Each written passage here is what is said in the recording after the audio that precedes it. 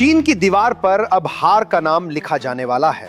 Dragon के खेमे में दहशत है और पाकिस्तान के आसमान पर ताले की तैयारी। 150 से ज्यादा Rafale, 60 stealth fighter, 10 S-400 system और 500 से ऊपर लड़ाकू विमानों का ब्लूप्रिंट। ये कोई साधारण डिफेंस डील नहीं है, ये भारत की एयर पावर का पूरा रीसेट बटन है। अब तक भारत की वायुसेना डिफेंसिव मोड में रही। पुराने MiG-21, MiG-27 जैसे विमान रिटायर होते गए और स्क्वाड्रन की संख्या गिरकर 30 से 31 तक आ गई। यही वो दौर था जब बीजिंग और रावलपिंडी को लगने लगा कि भारत दबाव में है, कि भारत अब सिर्फ बचाव की मुद्रा में रहेगा। लेकिन असली खेल यहां से शुरू होता है।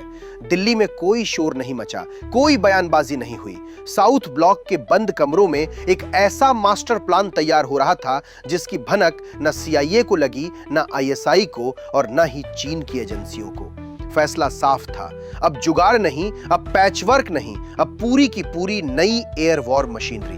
भारतीय वायुसेना को चीन और पाकिस्तान से एक साथ निपटने के लिए कम से कम 42 स्क्वाड्रन चाहिए, यानी लगभग 750 से 800 लड़ाकू विमान हर वक्त तैयार हालत में। यही वजह है कि 500 नए फाइटर जेट्स का आंकड़ा सामने आया। यह कोई रैंडम नंबर नहीं, बल्कि उस खतरे का सीधा जवाब है जो भारत के सामने खड़ा किया जा रहा था। इस पूरी रणनीति की रीढ़ बनने जा रहा है राफेल। 36 राफेल ने ही दुश्मनों की नींद उड़ा दी थी, लेकिन अब बात 150 से ज्यादा राफेल की है।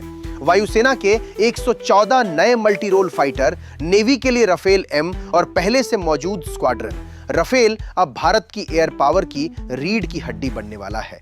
मिटियोर मिसाइल, ओमनी रोल क्षमता और स्पेक्ट्रा सिस्टम इसे एक फोर्स मल्टीप्लायर बना देते हैं। इसी बीच एक और नाम चर्चा में लौट आया है, स्टेल्थ फाइटर। चीन ने अपने J-20 की तैनाती बढ़ा दी है, जबकि भारत का अपना 5वीं पीढ़ी का विमान अभी समय लेगा। इस गैप को भरने के लिए रूस का स्टेल्थ विकल्प एक अस्थायी लेकिन रणनीतिक ब्रिज साबित हो सकता है। अगर यह कदम उठाया गया तो यह सिर्फ खरीद नहीं, बल्कि समय और तकनीक के बीच संतुलन होगा। हमले के साथ साथ रक्षा भी उतनी ही जरूरी है और यहीं से S-400 की भूमिका शुरू होती है। 5 सिस्टम पहले ही तैनात हो चुके हैं और अब 10 सिस्टम की चर्चा है।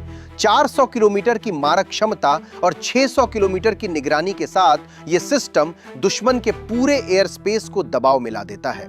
टेक ऑफ से पहले ही दुश्मन की गिनती शुरू हो जाती है। इस पूरी तस्वीर में सबसे अहम कड़ी है तेजस।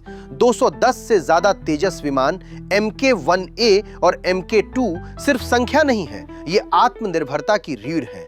युद्ध के समय स्पेयर पार्ट्स, हथियार और मेंटेनेंस के लिए अब किसी विदेशी देश के सामने हाथ फैलाने की जरूरत नहीं पड़ेगी। यही असली ताकत है। और भविष्य की बात करें तो आमका भारत का सबसे बड़ा स्टेटमेंट है। स्टेल्थ डिजाइन, इंटरनल वेपन बे, ड्रोन विंगमैन जैसी क्षमताएं भारत को उन गिने चुने देशों की कतार में खड़ा करेंगी जिनके पास खुद का स्टेल्थ फाइटर है। 2030 के आसपास जब ये विमान आसमान में गरजेंगे, तब एशिया में ताकत का संतुलन साफ तौर पर बदलेगा। इस पूरे पैकेज को एक साथ देखिए तो साफ हो जाता है कि पाकिस्तान की वायुसेना इस ताकत के सामने कहीं नहीं टिकती। चीन की सबसे बड़ी कमजोरी उसके तिब्बत वाले ऊंचाई पर बने एयरबेस है, जहां से फुल लोड टेक ऑफ मुश्किल है। वहीं भारत के मैदानी बेस, राफेल और S-400 का कॉम्बिनेशन इस कमजोरी को सीधी हार में बदल देता है। ये 500 विमानों का बेड़ा सिर्फ रक्षा की तैयारी नहीं है, ये एक संदेश है। भारत अब इंतजार नहीं करता, भारत तैयारी करता है। भारत किसी को छेड़ता नहीं, लेकिन अगर छेड़ा गया तो छोड़ता भी नहीं।